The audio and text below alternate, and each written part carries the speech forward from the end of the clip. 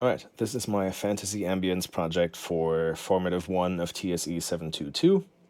I have my Soundcaster session right here, which can be quite small because it just has one event, a state and an RTPC.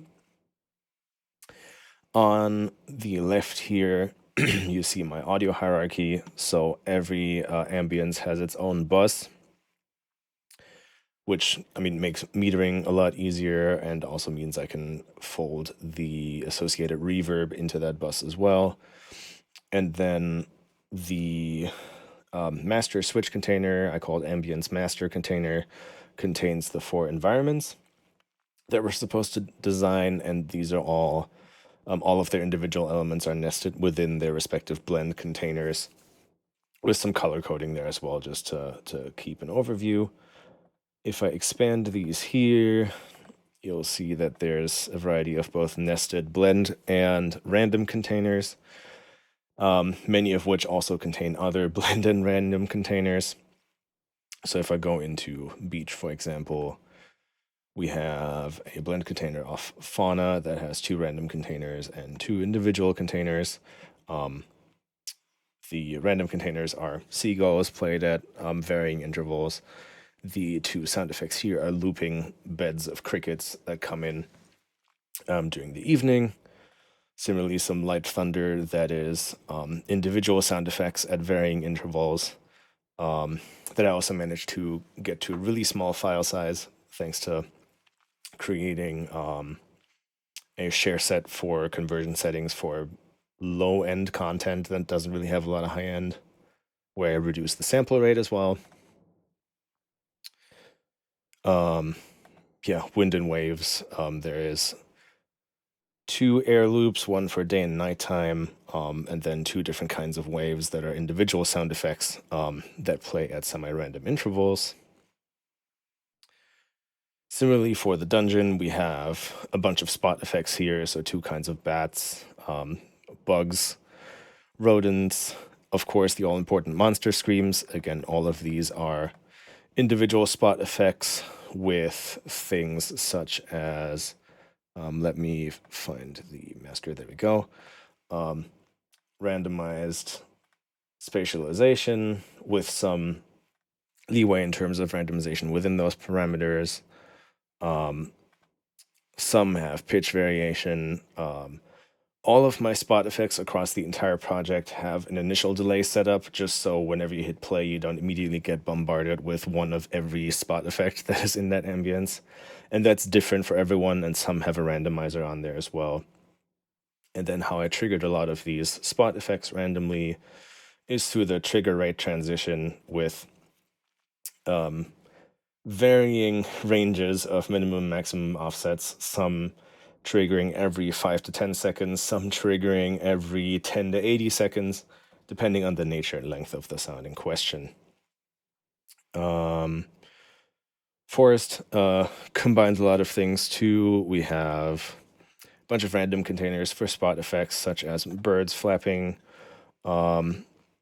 chickadees, nightingales coming in later at night, as well as nightjars and owls, spring peepers coming in at their sort of biologically accurate times.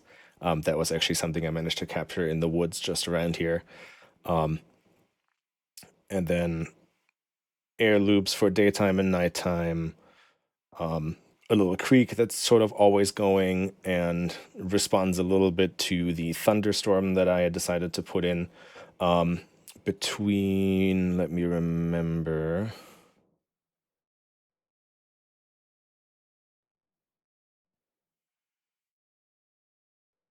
Oh yeah, between about 4 and like 7:45 in the afternoon, where it fades from a close rain to a or like a close light rain to a heavier rain, back to close, and then a volume takes it down to 0.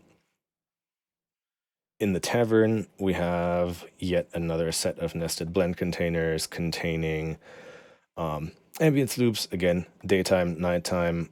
Daytime here also has a rooster come in between about like 5:15 and about like 9 a.m. And then the birds are actually a copy of the ones in the forest. I figured they were close enough that I can reuse them there without adding extra assets. Similarly, the nightjar and crickets are also carried over from the forest ambience. In my head, I assumed these were in like a similar locale within a unified game world. I have different layers of Walla with different densities. These are all repeating loops, essentially, and then I've enhanced this with several spot effects. So we have different sets of bottle clinks that come in at different times of night and also leave at different times in the morning. I figured about 3 a.m. is a good time to close the bar. Bottle movements and cheersing, two loops of someone or two somewhat long form sounds of someone carrying a crate of bottles up and down the stairs happening every now and then. A door random container that contains a sequence container, and this sequence container always plays a door open followed by someone walking from left to right. So I'm picturing the door on the left of the room, and then also a silence component here with slightly higher weighting, simulating people leaving the bar, not necessarily with footsteps, but at least to get that impression that the door can open and close without footsteps immediately afterwards. What else do we have? Oh yeah, a grandfather clock that I used the trigger rate setting for. So the ticking happens once every second and goes through 14 different ticks in sequence.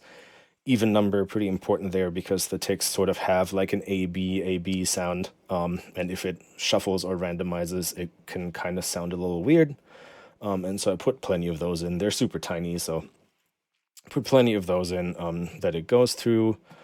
And then a chime every 60 seconds, since I assume, as many open world games with a day and night cycle do, that the time of day progression will be at like 1 minute per real life second, and so 60 seconds would be an hour in game, and so every hour this bell goes off,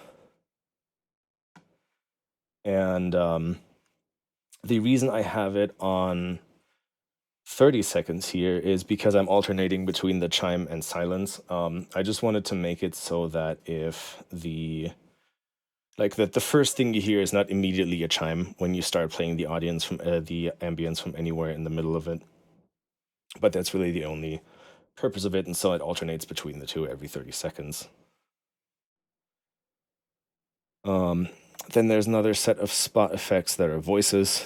So a bunch of nested random containers within blend containers.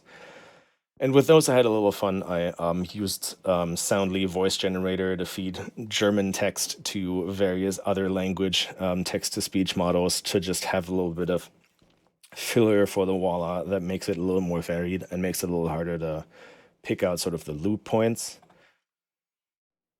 And so that essentially gives me some variety here, and you'll be able to explore that when you're looking at the project as well. For attenuation, I set up 3 different curves. Basic attenuation touches most sound effects, and that's set up to only influence volume, low pass filter, and spread. High pass I left out specifically because a lot of the content affected by this one doesn't have a lot of low end content to begin with. And I wanted to be able to also have it apply to sound effects without losing some of the weight of them if they're slightly further away. So that's why I excluded that here. Let me show you the low pass filter curve.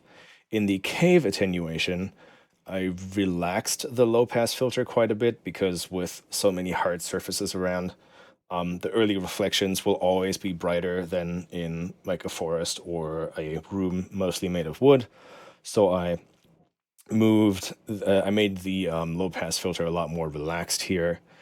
And then weather attenuation, I essentially just have it affect volume in a linear fashion and not filter, because I'm mostly using that for thunder. And I wanted to also not affect the spread, just because the positioning will take care of that in that case. And yeah, wanted to basically just add some volume randomization into the mix if I randomize positioning. For conversion settings, we have the default as the assignment states. Most stuff is converted at quality 7, sample rate of 48 kilohertz. I also made a slightly lower quality setting for some long form ambiences, mostly because a big bunch of those are underneath other things, so saving some memory footprint there is probably good.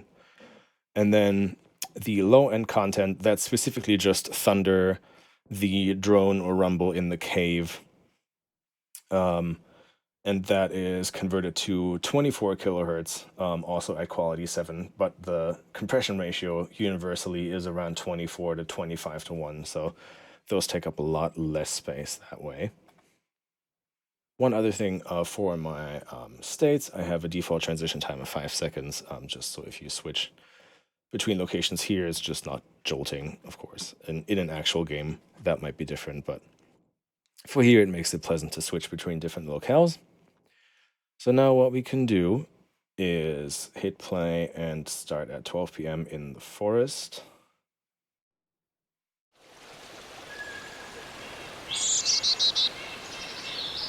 You'll notice that sounds fade in as well.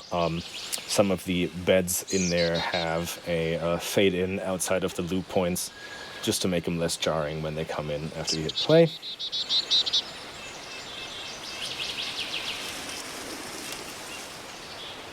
Now, as I said, around 4 p.m. a thunderstorm comes in. Let me bring up the blend track here for the rain specifically. So if I move this to around 16 here,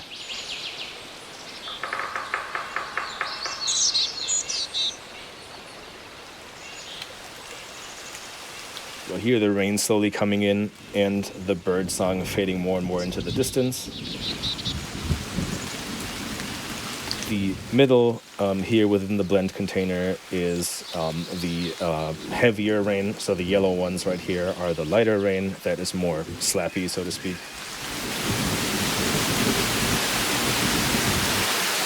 Thunder, again, is spot effects, so those will be playing at random intervals.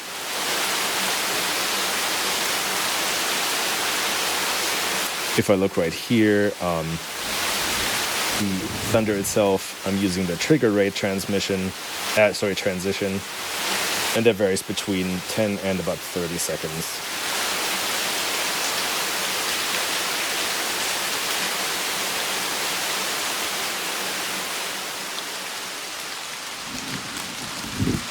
Now the thunder sticks around, of course, a bit longer as the rain retreats.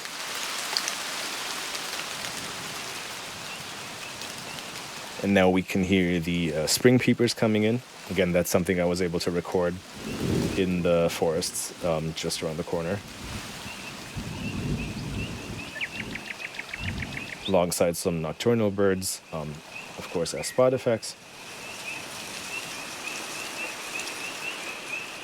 Just heard one of the wind gusts that come in and out randomly. Now we hear the crickets coming in. That is both an isolated one and a base layer stereo ambience that I also recorded in a nature reserve. You hear some more of the wind there, so at night I made it to be more windy. If I flip this around to 1 a.m. and head into the morning, you hear the crickets casually slightly fading as the sun comes up.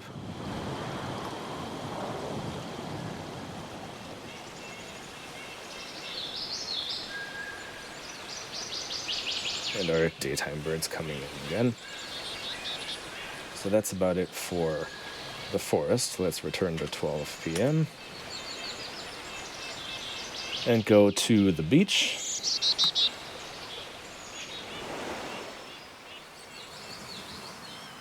Again, a 5-second transition to get into that ambiance.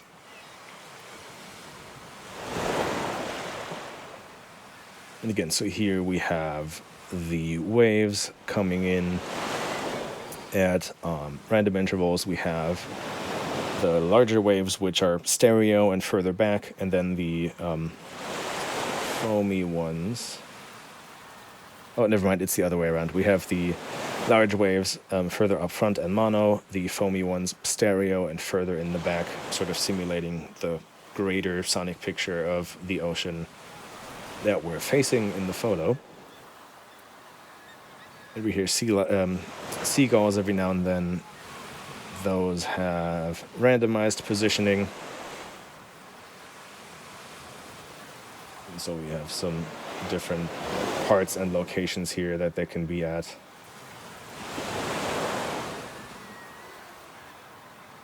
There isn't too much more going on the beach. If I go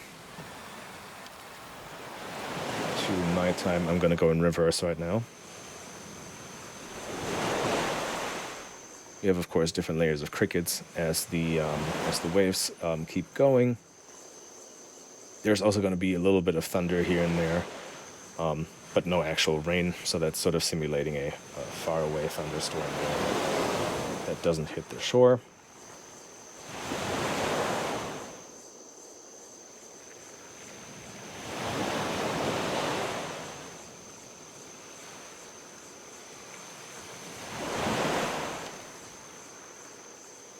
Yeah, the thunder happens between about 8 and 2:30 in the morning.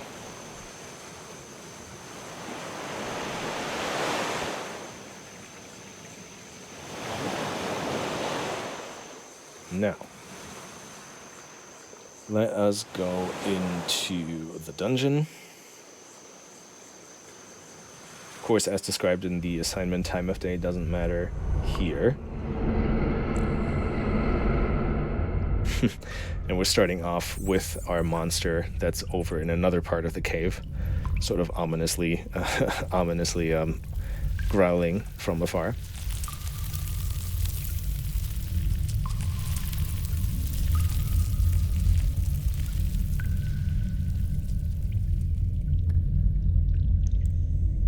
So here there's a bunch of spot effects, as I mentioned. That being one of them.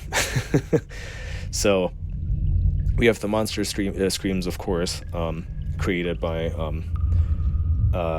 processing voice recordings through Dehumanizer, pushing them through a great big reverb and cutting off quite a bit of the high end.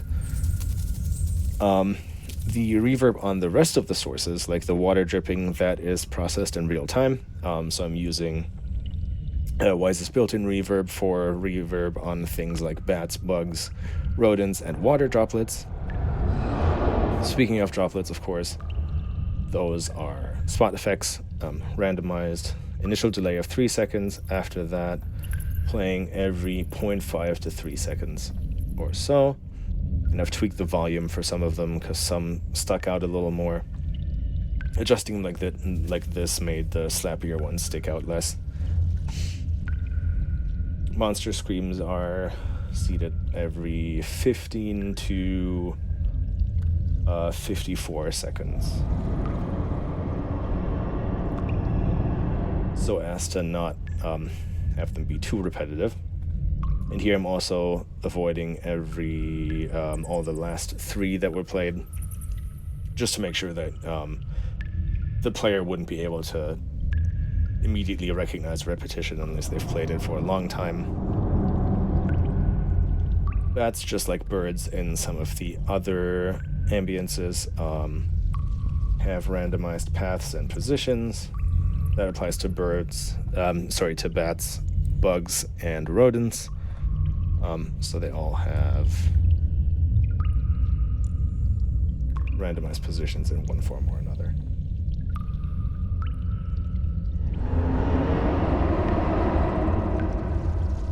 The background consists of 2 loops. One is the drone, which is a geophone recording that I made and pushed through convolution to essentially create a stereo sort of ominous drone that you would expect in a cave inside a video game that is set in a fantasy universe. This goes, as I mentioned, through the low-end content conversion settings, which means that this 100-ish second loop is only a couple kilobytes because it's mainly rumble, and that at a lower quality and sample rate basically takes up no memory whatsoever. And then a little water runoff that's playing in the back, just to give it some consistent bedding there and make the presence of water known beyond just the dripping. If I brought this up right here, you can hear it there. Also affected by the reverb, of course. And yeah, minus 15 is what that sits at normally. And then, last but not least, let's head to the tavern. Now, we'll start during the day. Well, actually, let's start at 6 a.m.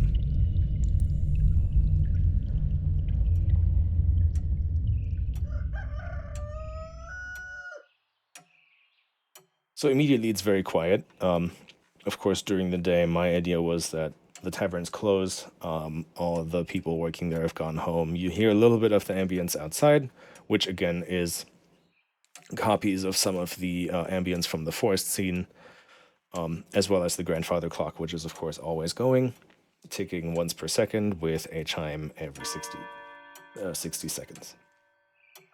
The rooster again appears for a couple hours in the morning, and guests will be coming in around 5.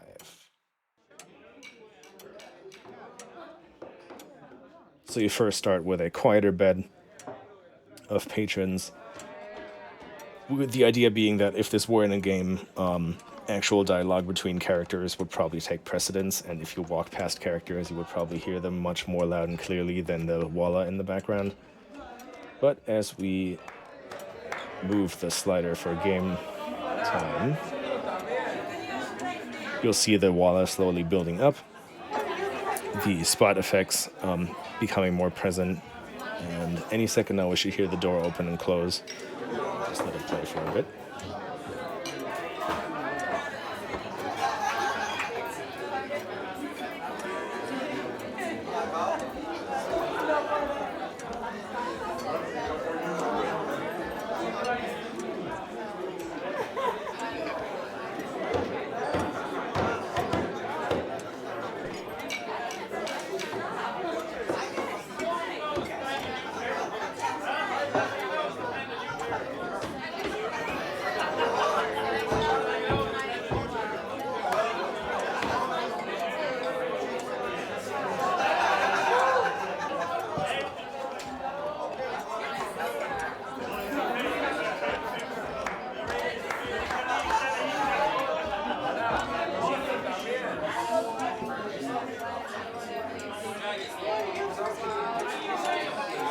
Now if we go into the morning,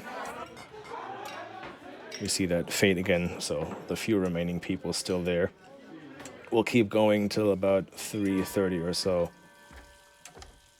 when it's time to wash up, and then you only hear sort of the sounds of people working in the background.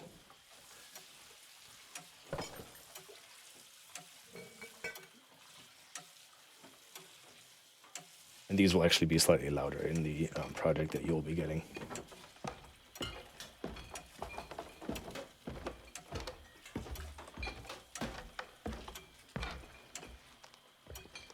And incidentally, those footsteps up and down the stairs were recorded for the field recording Slack's daily walkers crowdsource that I participated in. It came in really handy here.